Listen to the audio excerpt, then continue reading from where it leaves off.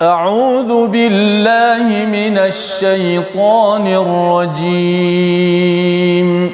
بسم الله الرحمن الرحيم الحمد لله رب العالمين الرحمن الرحيم مالك يوم الدين إياك نعبد وإياك نستعين اهدنا الصراط المستقيم صراط الذين أنعمت عليهم غير المغضوب عليهم ولا الضالين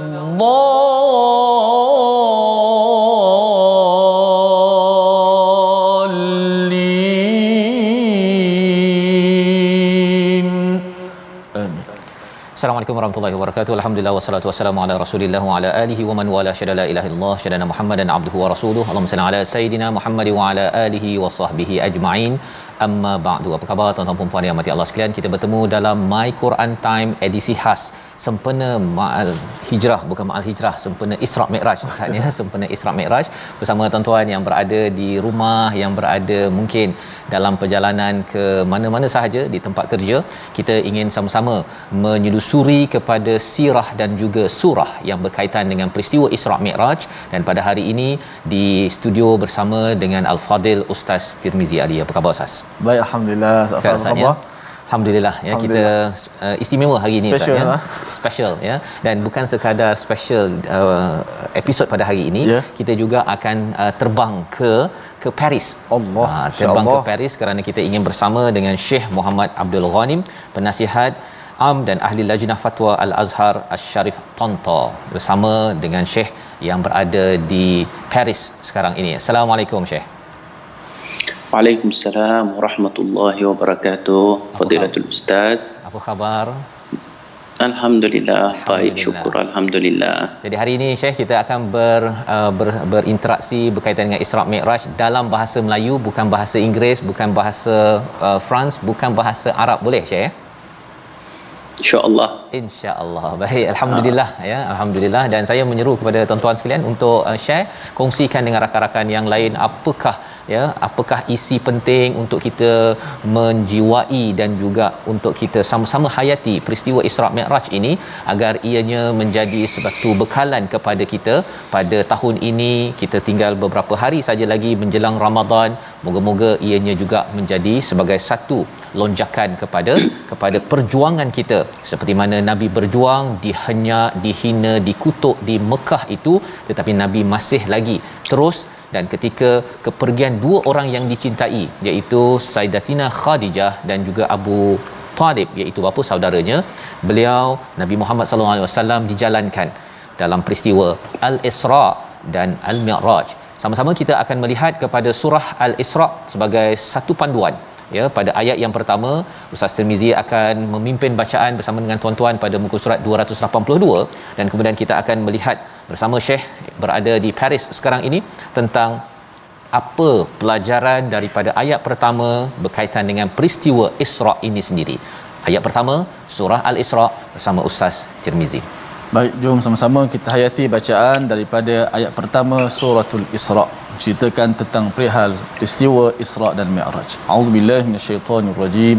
Bismillahirrahmanirrahim. Subhanallazi asra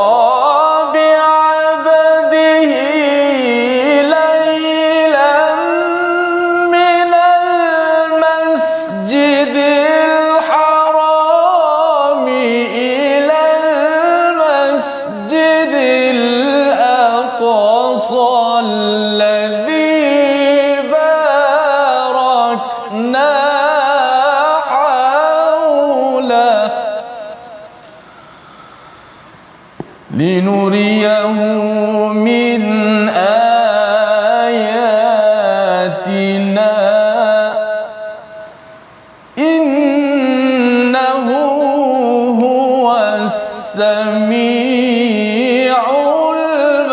بصير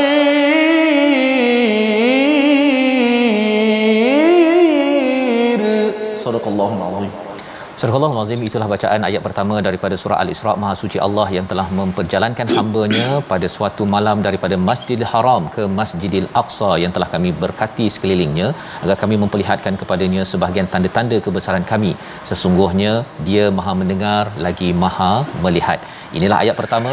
Kami mempersilakan Syekh Muhammad Abdul Ghanim untuk berkongsi apakah tadabbur daripada ayat ini, apakah pelajaran penting peristiwa Isra Mi'raj yang berlaku kepada Nabi Muhammad sallallahu alaihi wasallam. Silakan Syekh. أعوذ بالله من الشيطان الرجيم بسم الله الرحمن الرحيم الحمد لله رب العالمين والصلاة والسلام على أشرف الأنبياء والمرسلين سيدنا محمد وعلى آله وأصحابه نجوم المهتدين ورجوم المعتدين وعلى أزواجه أمهات المؤمنين وعلى آل بيته وعنا معهم جميعا بفضلك ومنك وجودك وكرمك يا أرحم الراحمين ثم أما بعد. Alhamdulillah, syukur pada Allah Subhanahu wa taala kerana dengan limpah kurnia-Nya kita dapat bertemu dalam rangkaian maya, walaupun jasad kita hari ini berlainan tempat, tetapi alhamdulillah roh kita dan silaturahim, kita mengeratkan silaturahim hari ini walaupun kita duduk jauh, tetapi alhamdulillah kita boleh meneruskan ukhuwah antara kita. Saya sekarang berada di Perancis dan Ustaz Tirmizi dan Ustaz Azrul berada di Malaysia. Waktu kita pun berbeza. Sini pukul 5 pagi, Malaysia pukul 12 tengah hari. Jadi alhamdulillah kita bertemu kerana kita nak mentadabburkan dan menghidupkan dua peristiwa yang begitu hebat, yang begitu agung, iaitu Al-Isra dan Al-Mi'raj. Seperti mana kita semua sebagai umat Islam di mana-mana saja apabila tiba 27 Rajab, kita akan sambut peristiwa Al-Isra wal-Mi'raj, dan alhamdulillah seperti mana kita dengar bacaan daripada Al-Fadhil Ustaz Tirmizi tadi, permulaan suratul Isra, Allah Subhanahu wa taala buatkan satu surah khas dan dinamakan suratul Isra. Tuan-tuan dan puan-puan yang dirahmati Allah sekalian, para penonton, Allah Subhanahu wa taala letakkan nama surah ini sebagai suratul Isra. Perkataan Al-Isra kalau dalam bahasa Arab maknanya berjalan pada waktu malam. Permulanya suratul Isra dengan satu kalimah yang begitu hebat, iaitu Subhana. Surah ini adalah surah pertama yang bermula dengan perkataan Subhana. Jadi apabila kita dengar perkataan Subhana, kita akan faham terus bahawasanya semua yang akan datang selepas pada Subhana, benda yang luar akal kita, benda yang sangat agung. Maka dengan itu, dengan perkataan Subhana, kita seolah-olah bersiap sedia untuk terima satu khabar atau satu berita yang luar batasan akal kita. Jadi perkataan Subhana pula adalah, kalau dalam bahasa Arab dinamakan ism, bukan fi'il. Ism ni dia mempunyai beberapa ciri atau sifat. Maknanya ism itu kekal. Jadi Allah Subhanahu wa taala, kita kalau terjemahkan ke bahasa Melayu, kita kata Maha Suci Allah. Okey. Ini kita ni sebagai makhluk, kita mengagungkan Allah Subhanahu wa taala dengan sebutan Subhana. Tetapi Allah Subhanahu wa taala tidak perlu kepada makhluk untuk mentanzihkan dia. Jadi subhanallazi asra, dinisbahkan Isra itu kepada Allah Subhanahu wa taala yang memperjalankan Nabi Muhammad sallallahu alaihi wasallam. Maknanya perbuatan ini bukan dinisbahkan kepada baginda Rasulullah sallallahu alaihi wasallam, tetapi perbuatan ini dinisbahkan kepada Allah Subhanahu wa taala. Subhanalladzi asra. Allah Subhanahu wa taala yang memperjalankan Nabi Muhammad sallallahu alaihi wasallam. Sebab tu ustaz, titik pengajaran pertama yang kita semua boleh kutip daripada ayat pertama adalah akal manusia ni adalah hak batasan dia. Maka dengan itu kita kena faham bahawa ini adalah mukjizat. Jadi kalau mukjizat ini dia perlu kepada kepercayaan, kepada iman yang kukuh. Kita hari ini datang selepas 1400 tahun lebih, kemudian kita nak menyambut peristiwa itu dengan iman yang kukuh bahawasanya ini adalah mukjizat kekal. Bulan lepas di negara saya di Mesir ada satu dakwaan yang mengatakan bahawa dua peristiwa ini tidak berlaku di negara Al-Azhar. Tetapi semua ulama Al-Azhar mempertahankan dan rad orang yang mendakwa peristiwa itu tidak berlaku dengan hujah-hujah yang kukuh. Oleh kerana hak batasan akal kita dia ada limit dia. Jadi kalau kamu tidak nampak, kalau kamu tidak sampai, kamu kena terima saja dan kamu kena percaya. Sama seperti dengan nikmat kelihatan atau nikmat pendengaran. Kalau kita nak lihat pada sesuatu, ya, ada kadar kelihatan kita. Kita boleh nampak sampai ke hujung lorong tu. Tapi selepas pada tu kita tak nampak. Sama juga seperti kalau kita naik atas bukit. Kita naik tinggi, kita akan nampak benda tu makin kecil. Sampai kita tak nampak. Begitu jugalah hak akal kita. Dia ada limit dia.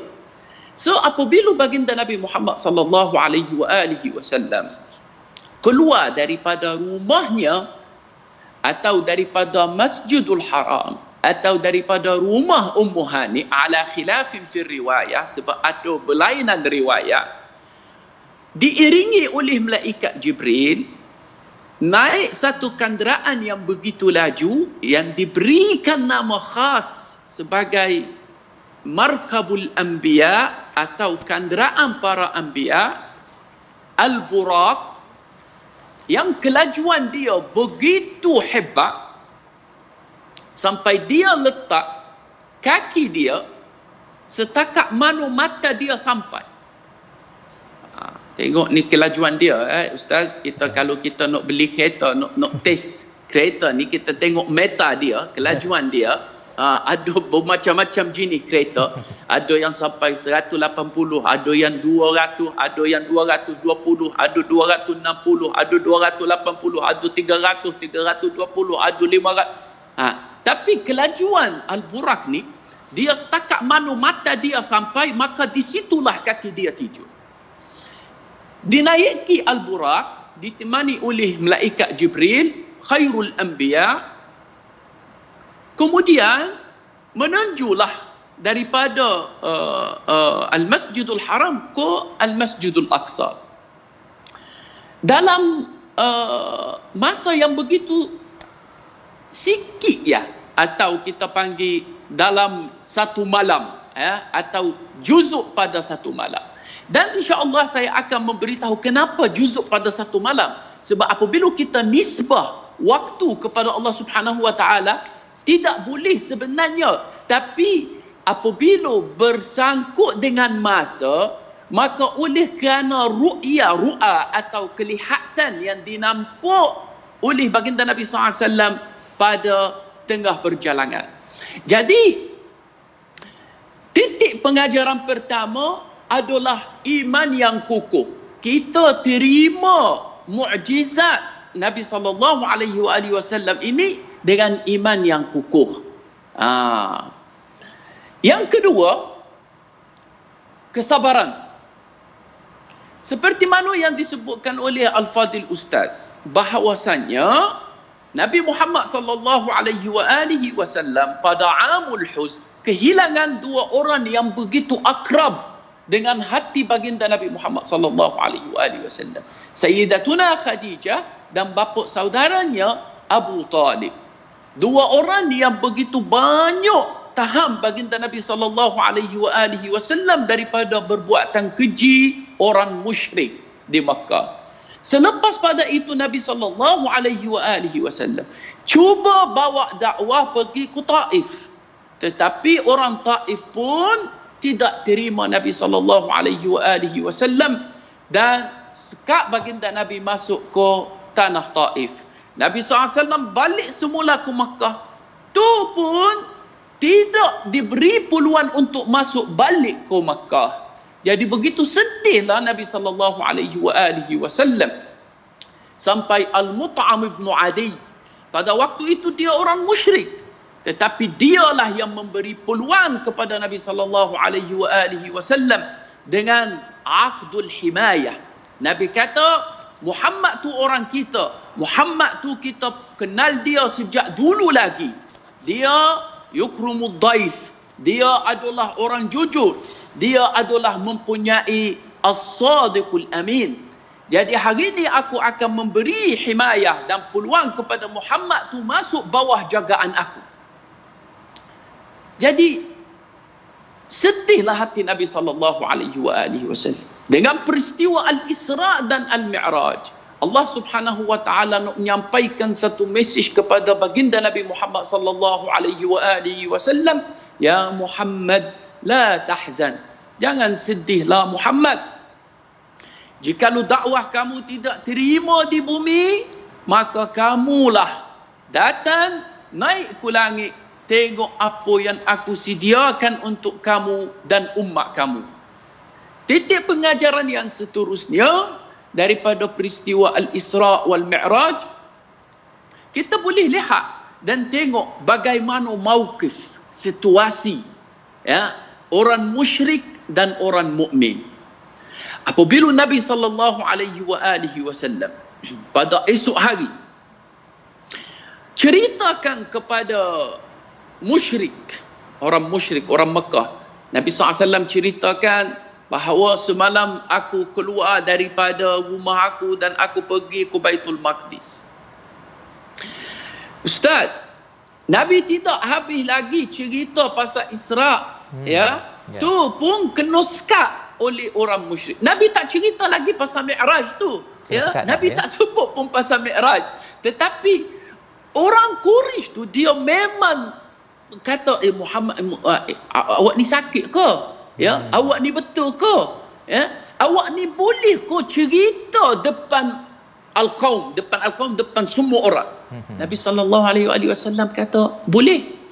Jadi di sini apabila mereka kata ke Nabi, kamu boleh cerita ke depan orang, inilah satu bukti daripada mereka bahawasanya Isra' dan Mi'raj itu berlaku secara jagak, bukan jadi sebagai mimpi atau dalam mimpi.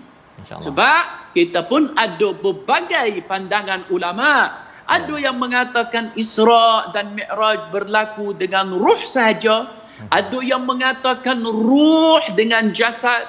Ada yang mengatakan berlaku secara mimpi. Ada yang kata berlaku secara jagak. Jadi kita ahli sunnah wal jamaah, kita kata semua tu betul.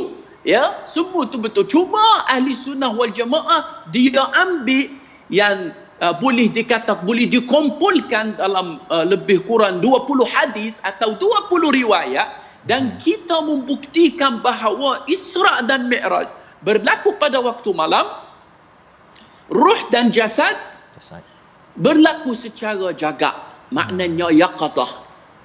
Jadi di sini apabila Nabi cerita kepada al-qaum, Mereka kata ku Nabi, atadda'i annaka dhahabta ila baitil maqdisi laylan wa nahnu nadribu ilaiha akbadal ibli syahra. Kamu mengaku bahawa kamu pergi ke Baitul Maqdis buat masa semalaman saja, dan kita kalau nak pergi saja sehala, kita take time, kita ambil masa lebih kurang sebulan pergi dan sebulan balik. So memang luar kemampuan akal. So akal mereka tu tak boleh terima lah. Sebab itulah apabila Abu Jahal dengar, dia terus pergi cerita ke orang yang sudah beriman dengan Nabi Muhammad. Jadi antara mereka yang sudah beriman dengan Nabi Muhammad ni, ada yang tarik balik keimanan dia. Maknanya dia macam dia tak boleh terima. Mana boleh? Susah. Sedangkan mereka tahu bahawasanya Muhammad sallallahu alaihi wasallam tidak pernah keluar daripada Mekah pergi ke Baitul Maqdis. Masya-Allah, itu adalah satu pengalaman yang mencabar sebenarnya, Syekh, ya, berkaitan dengan baru Isra diceritakan sahaja pun sudah Abu Jahal nak pergi sebar-sebarkan. Dan itu sebabnya kita nak melihat kepada ayat 2-3 bersama dengan Ustaz Tirmizi untuk sama-sama kita nak melihat lagi selepas ini bersama dengan Syekh Muhammad Abdul Ghanim daripada Perancis sekarang ini. Beliau adalah penasihat Am dan Ahli Lajnah Fatwa Al-Azhar Asy-Syarif Tonta, untuk kita menjiwai peristiwa Isra ini. Kita baca ayat 2 dan 3 bersama Ustaz Tirmizi.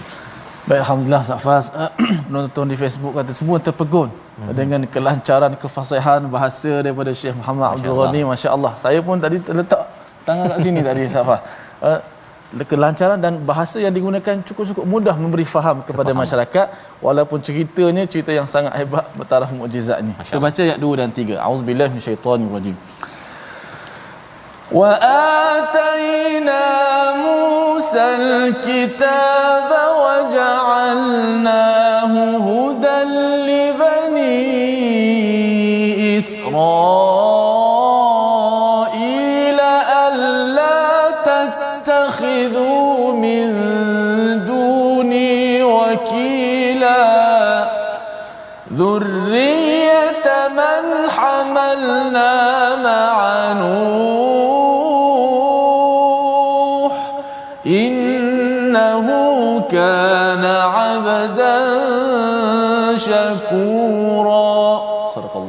Sadaqallahul Azim. Dalam kesedihan Nabi itu dijalankan daripada Masjidil Haram ke Masjidil Aqsa, kemudian dinaikkan bertemu dengan nabi-nabi, antaranya adalah Nabi Musa dan juga nabi-nabi yang lain. Kita akan ikuti lebih lagi pencerahan selepas ini bersama dengan Syekh Muhammad Abdul Ghanim. Tapi kita rehat sebentar. My Quran Time, baca faham amal, insya-Allah.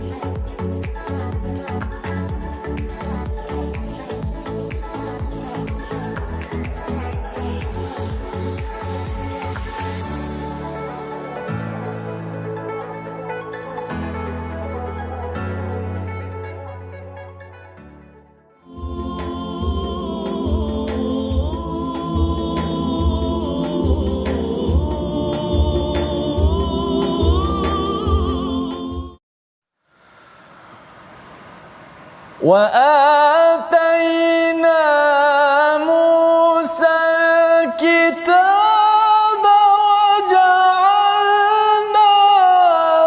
هدى لبني إسرائيل ألا تتخذوا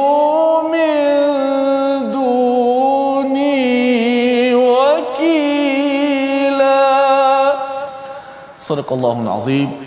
Inilah antara petikan ayat yang dimuatkan dalam surah Al-Isra yang menjadi kewajipan bagi kita semua umat Islam beriman dengan peristiwa yang sangat agung ini. Tak kala sebahagian ketika zaman Nabi Muhammad SAW, sebagaimana yang diceritakan oleh Syekh Abdul Ghani sebentar tadi, ada di kalangan yang tarik balik keimanan mereka. Mudah-mudahan kita walaupun hidup sejauh daripada zaman Nabi SAW, kita meyakini peristiwa ini dengan penuh keimanan kepada ayat-ayat Allah Subhanahu Wa Taala. Alhamdulillah, sahabat-sahabat kita semua di My Quran Time baca faham amal, edisi khas sempena Al-Isra' wal Mi'raj ini, dan sedikit info yang kita ingin maklumkan kepada semua sahabat-sahabat yang mana kini siaran TV Al-Hijrah berdefinisi tinggi sepenuhnya di kesemua platform Astro, My Freeview dan juga Unify TV. Alhamdulillah, mudah-mudahan terus melangkah ke depan dan menjadi rancangan-rancangan di TV Al-Hijrah menjadi rancangan-rancangan yang sentiasa diminati dengan ilmu dan sesuai dengan 114, itulah 114 surah dalam Al-Quran Karim. Alhamdulillah. Ini adalah satu anugerah Ustaz ya. 114 surah dalam Al-Quran, dan pada hari ini kita menyemak kembali kepada surah yang ke-17. Ya, kalau katakan TV pun sudah definisi tinggi, selepas ini kita doakan Ustaz ya, semua mata-mata umat Islam di seluruh Malaysia dan dunia ya berdefinisi tinggi untuk melihat pada setiap perkataan Al-Quran itu bukan lagi kabur-kabur Ustaz ya, tetapi dengan tajam, sehingga kan sebentar tadi Syekh Muhammad Abdul Ghani menjelaskan tentang subhana tadi kan. Poin pentingnya, apa-apa sahaja selepas perkataan subhana ini sesuatu yang mencari adat ya, sesuatu yang kita tak boleh guna akal kita, kerana akal kita ini ada limit. Syekh cakap tadi ada limit, ada had kan, ada had dalam hidup kita ini. Saya pun tak nampak Syekh Ghanim dekat Perancis ya, tetapi kita ada teknologi, kita dapat. Bila kita dapat teknologi daripada Allah Subhanahu Wa Taala, maka kita dapat memahami balik semula sejarah lampau dan apa yang telah berlaku, yang akan berlaku ke depan. Salah satu sejarah lampau Nabi Musa Ustaz ya. Ayat yang kedua maksudnya, dan kami berikan kepada Musa kitab Taurat dan kami jadikannya petunjuk bagi Bani Israel dengan berfirman, jangan kamu mengambil pelindung lain selain daripada aku, daripada Allah Subhanahu Wa Taala. Pelajarannya apa? Maksudnya Nabi Musa diteruskan legasinya oleh Nabi Muhammad sallallahu alaihi wasallam daripada Nabi Ibrahim. Itulah yang Nabi Muhammad jumpa dalam peristiwa Isra' wal Mi'raj. Kita akan bersama Syekh Abdul Ghanim sebentar nanti. Dan penting diberikan penekanan bahawa Taurat sebagai kitab dan kita ada Al-Quran sebagai kitab. Jangan berlindung selain daripada, tawakal kita selain daripada Allah Subhanahu Wa Taala. Apa poin pelajarannya? Kalau kita ni tawakalnya amat tinggi kepada Allah Subhanahu Wa Taala, kita kenalah memahami dan jadikan kitab ini sebagai apa? Sumber hidayah. Kalau katakan Al-Quran ini kita tidak cuba fahami betul-betul, itu tandanya tawakal kita ini adalah tawakal kepada pendapat kita ataupun pendapat daripada manusia yang serba lemah. Sayyidatina Khadijah akhirnya dipanggil, Abu Talib akhirnya dipanggil, tetapi yang kekal adalah Allah Subhanahu Wa Taala. Kita ingin melihat salah satu poin penting tentang surah ataupun peristiwa Isra' ini. Dalam surah ini ayat yang ke-16 kita nak baca, kerana ia adalah satu peringatan kepada kita pada tahun 2022 ini bagaimana menyikapi Isra' wal Mi'raj. Ayat 16 bersama Ustaz Tirmizi. A'udzubillahi minasyaitonirrajim. وَإِذَا أَرَدْنَا أَن نُّهْلِكَ قَرْيَةً أَمَرْنَا مُتْرَفِيهَا فَفَسَقُوا فِيهَا فَحَقَّ عَلَيْهَا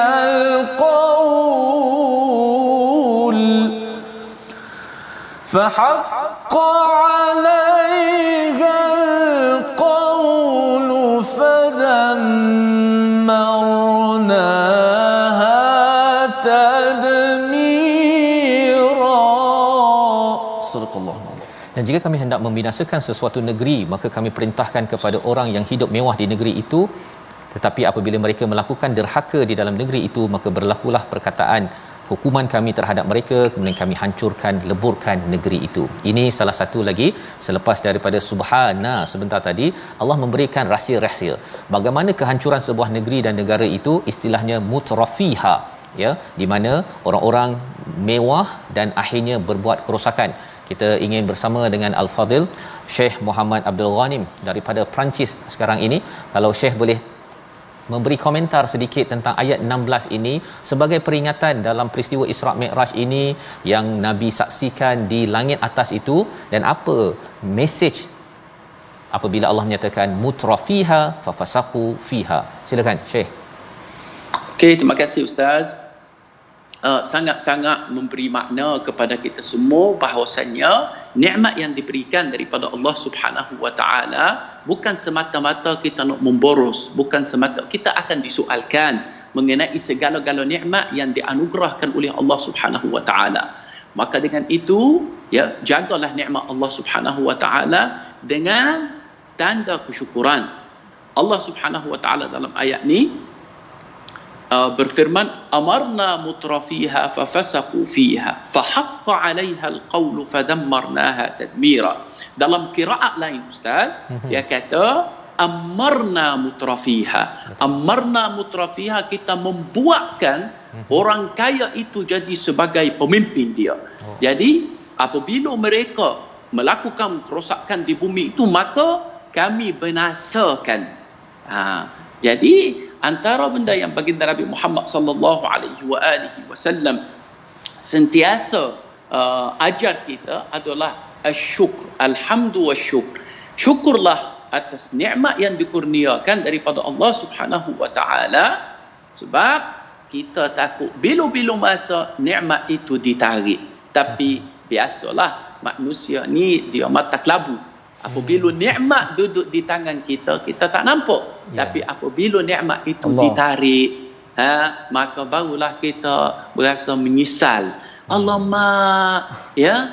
So kita minta jauhlah kita jadi seperti mereka, dan alhamdulillah kita sentiasa berada dalam keadaan syukrun ni'mah. Masya-Allah. Terima kasih diucapkan pada Syekh Muhammad Abdul Ghanim menjelaskan tadi, ya, ada qiraat lain Ustaz, ya. Ada amarna dan amarna, bila Allah meletakkan kepimpinan itu pada orang-orang yang mewah, dan bila mereka membuat kerosakan, cabarannya Ustaz, ya, ialah apabila mereka buat silap, mereka kena bayar denda dekat mahkamah ke apa ke, mereka bayar saja, lepas tu mereka pun buat lagi kerosakan, terus jadi pemimpin.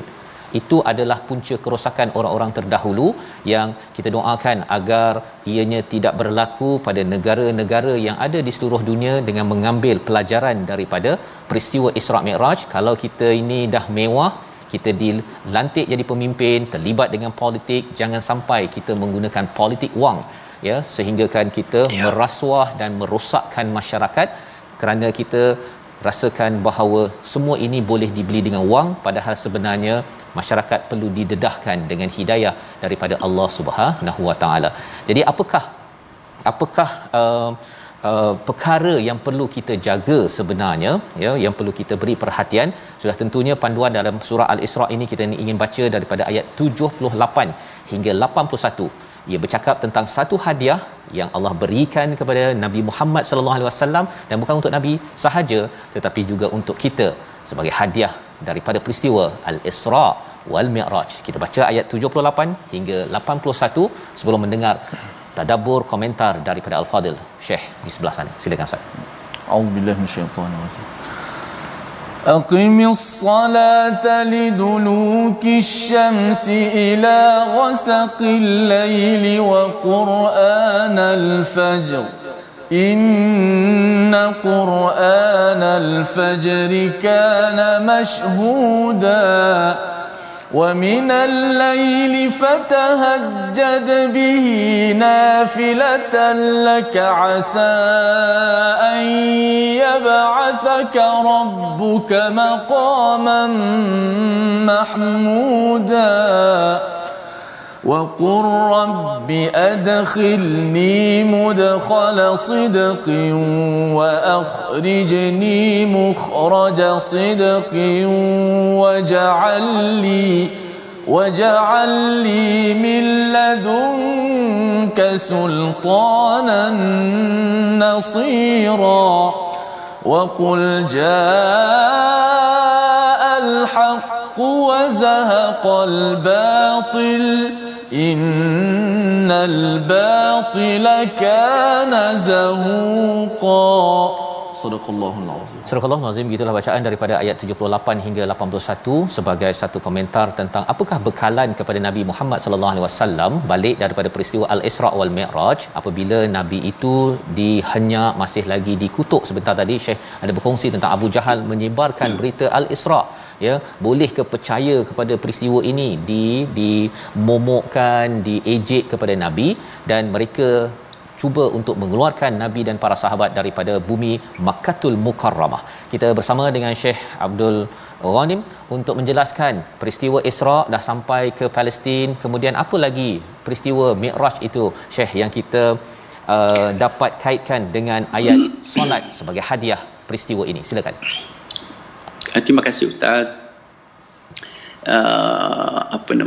Saya sangat tertarik dengan tafsir Al-Imam Al-Razi, Tafsir Al-Kabir, dan juga tafsir Al-Alusi yang mengatakan bahawa hanya tasyri' solat itu yang diambilkan kalau dengan istilah manusia lah, ya, istilah kita ni kita kata face to face. Face to face. Jadi Nabi SAW selepas cabaran yang begitu hebat, ya, dugaan, susahan yang dilalui sama ada di Taif atau di Makkah, Nabi SAW diberikan anugerah khas untuk menghadap Allah Subhanahu wa taala dan terima as-salah sebagai hadiah untuk kita semua, bukan untuk Nabi Muhammad sallallahu alaihi wasallam saja, bahkan untuk seluruh umat, ya, seluruh umat Islam. Jadi hadiah ini Allah Subhanahu wa taala hantar kepada kita. Sebab itulah penting sangatlah Ustaz as-salat. As-salah adalah imaduddin. Salat adalah tiang bagi agama. Al-farqu bainana wa bainahum as-salah. Nabi sallallahu alaihi wasallam bersabda, beza antara kami dan mereka adalah as-salat. Mereka tu orang non-muslim lah. Jadi as-salah. As-salah adalah perkara mula-mula yang akan disoalkan dalam kubur. Ya, awwalu ma yuhasabu alaihi al-mar'u fi qabrihi as-salah. Nabi SAW bersabda, perkara pertama, perkara mula-mula yang akan dihisab, yang akan disoal dalam kubur adalah as-salat. Nabi SAW sentiasa memperingatkan umatnya, as-salatu as-salah. Jadi as-salah mula-mula macam saya sebut tadi lah, apabila Abu Jahal dapat tahu berita itu, maka dia pergi untuk nak menyebar. Jadi antara orang Islam yang sudah beriman dengan Nabi sallallahu alaihi wasallam, oleh kerana berita itu luar akal dia, jadi dia tak boleh percaya, dia tak boleh terima. So dia jadi murtad balik, wal iazubillah. Ada di kalangan mereka yang hina Nabi dan keji Nabi, dan dia kata, oh setakat ni lah kita memang dah melampau sangatlah, ya, dengan istilah kita hari ni dia kata lebih had lah tu, ya. Kita kata dah melampau sangat. Ada di kalangan mereka pula, ya, seperti mana dengan as-siddiq. As-siddiq, Allahumma imanan ka imanis siddiq. Sebab itulah kita doa, Allahumma imanan, ya Allah, ya Tuhan kami, memberilah iman kepada kami seperti mana imanus siddiq. Nabi SAW bersabda, la wuzina imanul ummati fi kaffah wa imanus siddiq fi kaffah la rajaha imanu Abu Bakar.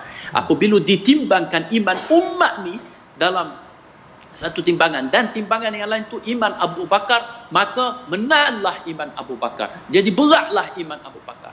Ya. Abu Bakar apabila dapat tahu berita, dia Abu Jahal ni dia pergi usik Abu Bakar. Ya, sebab dia tahu ni kawan paling baik bagi Nabi SAW adalah Abu Bakar. So dia kata, dengan istilah kita mudahlah kita bercakap ni. Dia kata, Abu Bakar, kamu tak dengar ke Muhammad tu kawan baikmu tu dia mengaku apa tadi? Abu Bakar kata apa?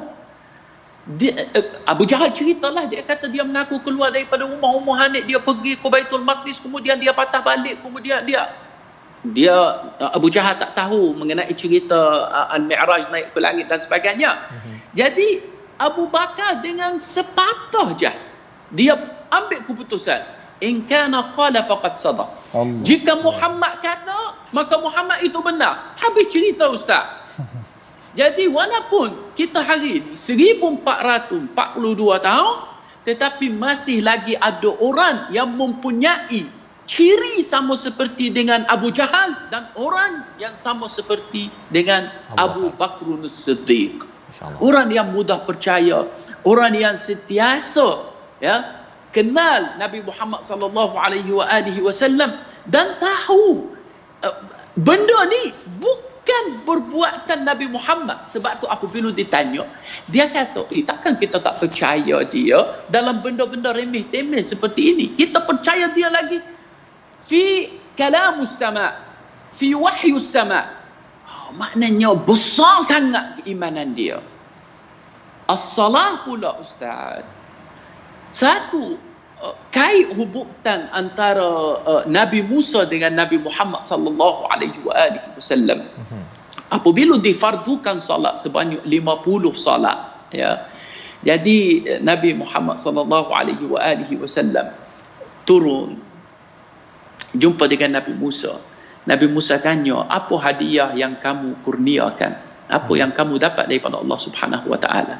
Lalunya Nabi Muhammad jawab kepada Nabi Musa, kata, Allah kurniakan aku dengan solat, dengan sebanyak 50 waktu atau 50 fardu salat. Nabi Musa jawab, kata ke Nabi Muhammad, ummatuka lan tatiq. Umat kamu ni takkan bertahan ni. Tak mampu nak buat. Sebab apa? Sebab Nabi Musa khabural bashar. Nabi Musa ni dia dah banyak pengalaman dengan Bani Israel. Kisah yang paling besar dalam Al-Quranul Karim, kisah Nabi Musa dengan Bani Israel. Kisah Nabi Musa dengan Bani Israel. Jadi Nabi Musa kata ke Nabi Muhammad, irji' ila rabbika fas'alhu at-takhfif. Minta dengan Nabi Muhammad balik jumpa dengan Allah Subhanahu wa taala, minta ringankan sikit lagi. Jadi antara cerita yang sangat-sangat menarik yang saya baca dalam tafsir Al-Alusi, Rauhul Ma'ani fi tafsir Al-Quran Al-Azim wa Sab'il Masani, dia kata kenapanya Nabi Musa sangat sayang kepada umat Nabi Muhammad sampai dia minta ringan lagi. Jadi daripada 50 tu jadi 5 saja. Ya. Antara kisah yang sangat menarik, dikatakan Nabi Musa pernah minta nak lihat wajah Allah Subhanahu wa taala, tapi tak dapat. Qala rabbi arini anzuru ilaik. Qala lan tarani walakin unzur ila al-jabali fa in istaqarra makanahu fasawfa tarani. Minta tengok Allah Subhanahu wa taala, Allah bergantung ru'yahnya atas al-jabal, lihat kepada bukit. Apabila Nabi Musa lihat kepada bukit, maka Allah Subhanahu wa taala tajalli atas bukit. Tapi bukit dengan benda yang besar, gagah, kuat, tidak boleh bertahan dan tidak boleh ru'yah Allah Subhanahu wa taala. Jadi apabila Nabi Musa minta nak lihat, tengok Allah Subhanahu wa taala di dunia, tak dapat. Sebab tu apabila Nabi Muhammad naik jumpa dengan Allah Subhanahu wa taala dan cahaya Allah Subhanahu wa taala kena atas muka Nabi Muhammad turun jumpa dengan Nabi Musa. Nabi Musa macam terkejut, ya, dengan cahaya yang sangat jelas atas muka baginda Nabi Muhammad SAW. Sebab tu dia jadi sedap, dia jadi lazat. Dia kata, irji' ila rabbika fas'alhu at-takhfif. Naik. Jadi Nabi Muhammad naik, dapat cahaya lagi, turun. Nabi Musa pun jadi sedap tengok, sedap lihat. Dia pun kata, naik. So sampai jadi 5. Tu pun akhir sekali Nabi Muhammad kata, setakat ni aku tak boleh dah. Ya, dah malu dah segan dah. Jadi akhir sekali Allah Subhanahu wa taala kata kepada Nabi Muhammad sallallahu alaihi wasallam, solat itu walaupun 5 segi amal, segi perbuatan tu 5, tetapi aku akan menganugerahkan kamu dan umat kamu sebanyak 50 pahala ganjaran. Tetap itu dapat ganjaran yang besar Ustaz ya, yang dikongsikan oleh Syekh Abdul Ghanim sebentar tadi. Sebagai hadiah 5 sahaja yang dibuat, tetapi balasannya 50 waktu. Saya ucapkan terima kasih kepada Syekh Abdul Ghanim untuk berkongsi dalam masa yang terhad ini. Banyak mutiara yang pastinya kalau katakan solat itu face to face amat istimewa. Turun ke bawah bila ada orang yang respon macam Abu Jahal, tak nak dengar peristiwa, tak nak solat. Ada yang daripada beriman bertukar jadi tidak beriman.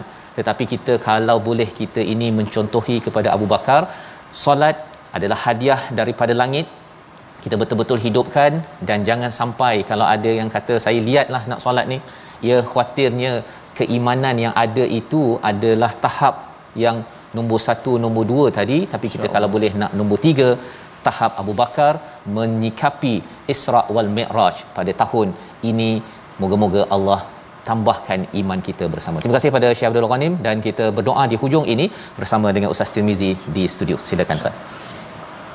Bismillahirrahmanirrahim. Alhamdulillah wassalatu wassalamu ala Rasulillah. Allahumma inna nas'aluka imanan kamila wa yaqinan sadiqa wa qalban khashi'a.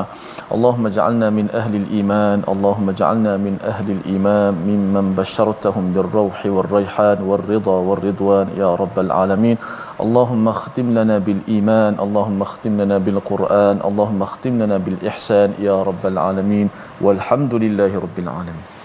Amin ya rabbal alamin. Terima kasih diucapkan kepada Ustaz Tirmizi, kepada Syekh Abdul Ghanim di Perancis sekarang. Moga-moga dengan kesudian pada hari ini, ya, Syekh dulu bersama dengan orang Kelantan di Mesir Ustaz, banyak mengajar, ya, tapi ada pelajar Kelantan di Mesir susah sikit belajar bahasa Arab. Syekh Ghanim belajar bahasa Kelantan, bahasa Melayu, mengajar pada mereka. Tak puas Ustaz, tak puas. Memang tak puas. Terima kasih. Ya, dan insya-Allah kita bertemu lagi Syekh pada masa akan datang untuk sama-sama kita bersama Al-Quran. Dan bagi tuan-tuan jangan lupa untuk terus, ya, mengambil kesempatan pada masa-masa ini untuk terus menyumbang dalam tabung gerakan Al-Quran, kerana kita yakin bahawa mesej ini Syekh Abdul Ghanim pakai bahasa Melayu dekat Perancis Ustaz, ya. Kita macam mana pula, tapi dengan sumbangan ini kita harapkan ia tersebar dalam tabung gerakan Al-Quran, peluang untuk kita bersama. Dan kita ingin pastikan Quran ini menjadi satu dustur, panduan peraturan dalam kehidupan kita. Kita bertemu lagi dalam halaman baru, ya, pada hari esok insya-Allah. Teruskan kita berjuang, jangan sedih, jangan segan, kerana kita ada hiburan daripada Tuhan. My Quran Time, baca, faham, amal, insya-Allah.